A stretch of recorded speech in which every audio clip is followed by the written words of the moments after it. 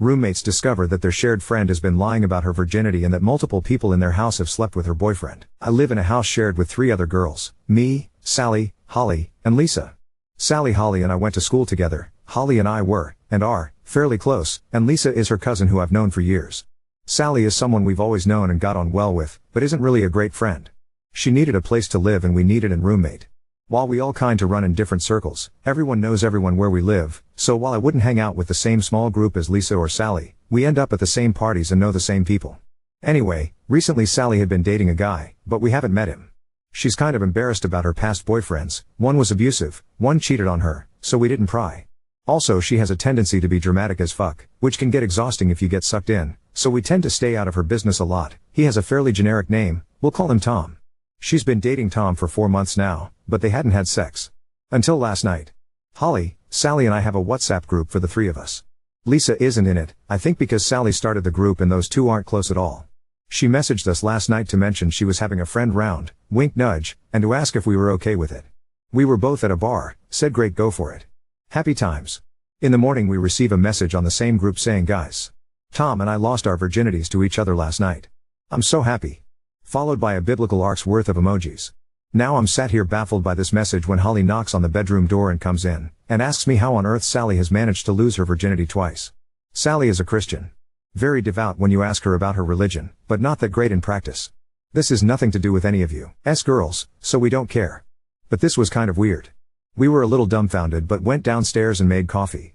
A couple hours later, we hear Sally walk downstairs and a guy's voice in the background. They pop their heads and Sally says, hi guys, this is Tom. He quickly says hello and then leaves. Issue, I've had sex with this guy. Sally sits down and we ask her about the virginity thing, in a friendly money way. She tells us no, because she is Christian she is a virgin, because the past boyfriends treated her so badly that she had cleansed her life of them and is a virgin again. We're apparently also ignoring the several one-night stands I've overheard through my bedroom ceiling. So we ask if she's told Tom that she's a virgin.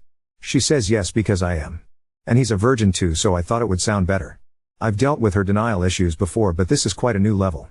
Sally leaves and I quickly turn to Holly and tell her I've slept with him. As I mentioned before, Holly and I are close, but we know a lot of the same people. Holly tells me that she's been to a party with him also and Lisa slept with Tom at that party. So what do I do? At first I felt bad for the guy for being lied to about Sally's virginity, but now he's doing the same thing? And the fact that 75% of our house has slept with him is a little icky. Do we tell her? Do we tell him? Do we leave them to it? Do we get Tom to sleep with Holly so she doesn't feel left out? Update 1. So since Sally lost her virginity, I'm rolling my eyes just typing it. Tom has stayed round basically every night. This is fine with all of us, if a bit awkward. There's sort of an unspoken rule in our house that boyfriends are allowed round whenever without anyone needing to clear it first. If we see each other in the day, it's courtesy to mention, oh by the way, boyfriend is coming round later today, but no one has an issue if it's not brought up prior to the visit. They're not sleeping in any communal areas, and we have enough bathrooms that shower time is never an issue. So Tom has been in the house most evenings but we've barely seen him. They're still in the weird sex stage of their relationship where they only leave the bedroom for snacks and Powerade and to wash their sheets, I hope, so it's not like anyone's avoiding anyone. So 2 days ago Tom must have been at work, because Sally was alone in the house, eating lunch. Holly and I were on our way out, about to go shopping, when Sally asked if she could tag along. We said sure, we were just going to get shampoo and toiletries, but she said that was fine because she only needed to get one specific thing. When we got to the mall, Holly went to get an eye test, she'd been due one a while, and I was planning on just browsing for some work clothes. But Sally grabbed my arm and said you have to help me.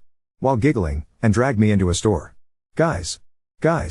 She made me go to a lingerie shop and find a sexy nun costume with her. I felt like a deer in headlights when you're paralyzed with fear, except instead of fear it's just inappropriateness and discomfort. I just stood there nodding and fighting the urges to laugh hysterically and cry simultaneously and looking for an escape route when she weighed the pros and cons of different Catholic-themed sex outfits. I got home, popped a straw in a bottle of wine and told Holly about my traumatizing experience. She howled. Moving on to today. About 30 minutes ago actually. Sally had a really early start at work, stock check or something, and had to leave before Tom woke up. While I was eating breakfast he walked into the kitchen and looked pretty shocked to see me. We said hi awkwardly, made niceties about the weather and asked each other about school and work. I assumed that would be it, but he addressed the elephant in the room. Tom, hey, I don't want this to be awkward about us hooking up in the past. I haven't told Sally, I dunno if you were planning on telling her. Me, I wasn't planning on it, no. That's your business. Tom, okay great. It's just I'm worried she'll freak out, but I don't want to lie to her. Me, Well, maybe telling her you're a virgin wasn't the best idea then.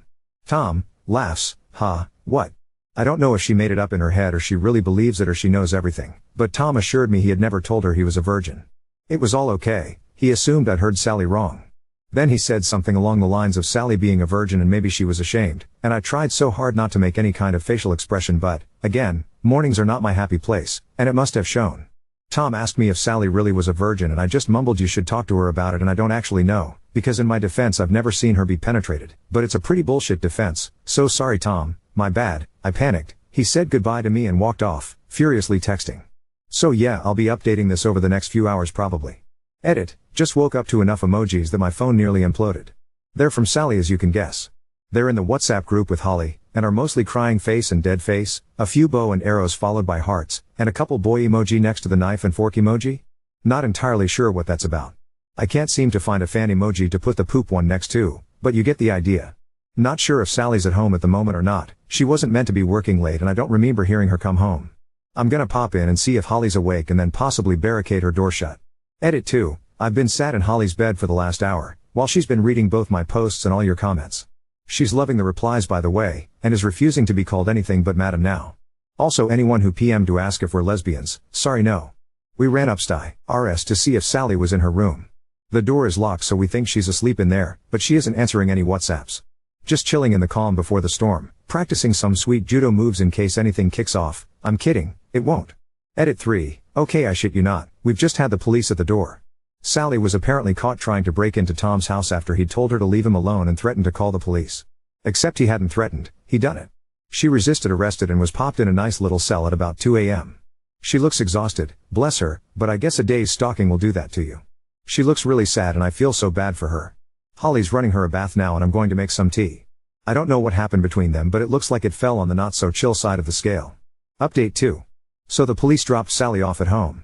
They asked to have a quick chat with me about what happened, probably a good idea, because Sally's version was ever so slightly different, sigh, while Holly took Sally upstairs to get changed and whatever else she needed to do. The officer, who was super fine, not gonna lie, maybe he can do the rounds after Tom has left, told me that Tom called the police at 1 a.m. because Sally was harassing him over the phone and throwing rocks at his window.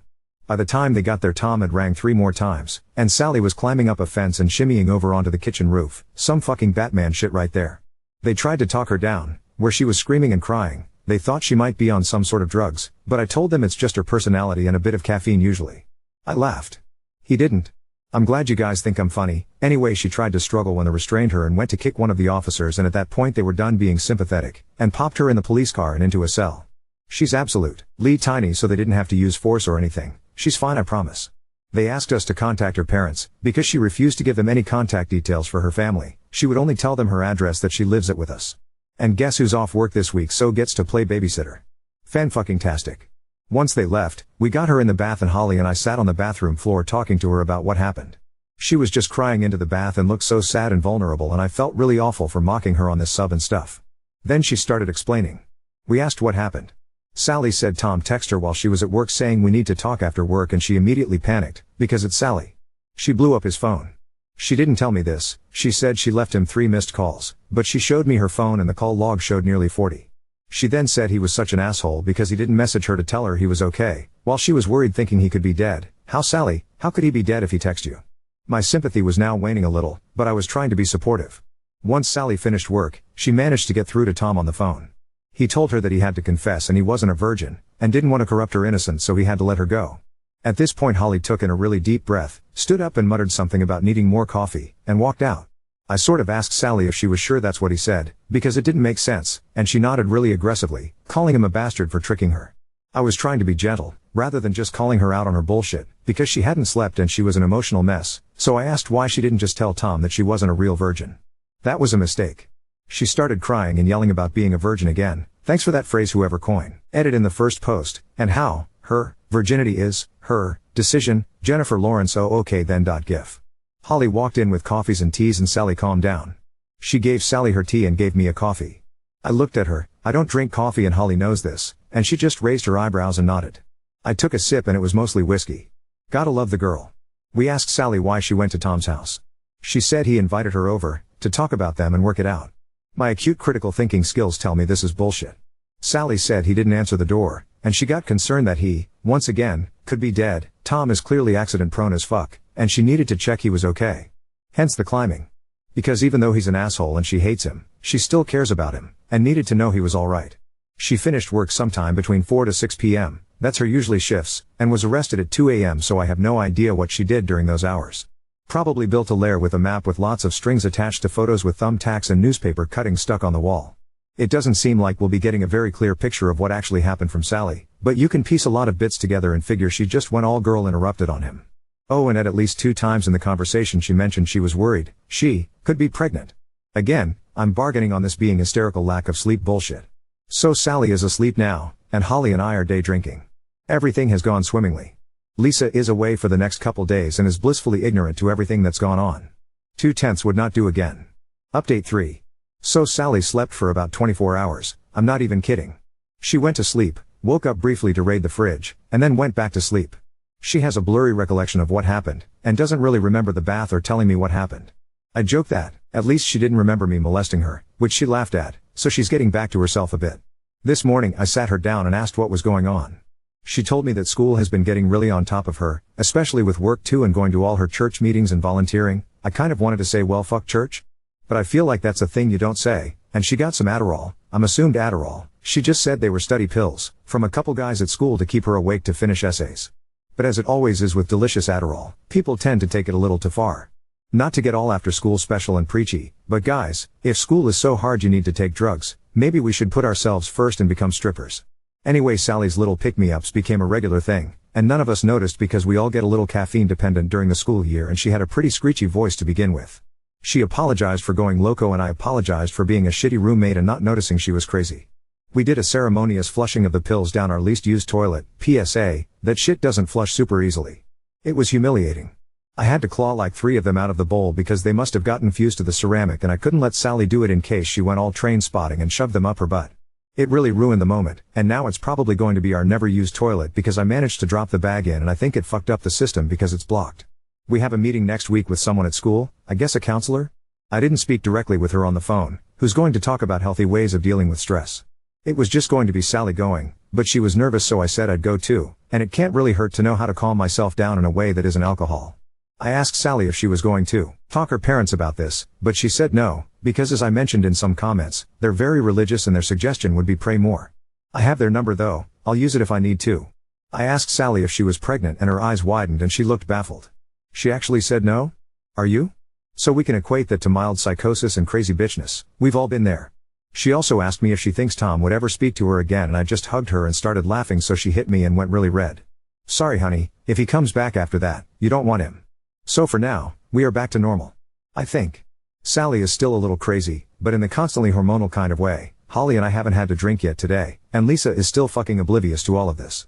She probably won't care. She genuinely doesn't like drama. I'd love to start a blog about us, as many of you have requested, but I'm pretty sure it'd never be as interesting as these posts.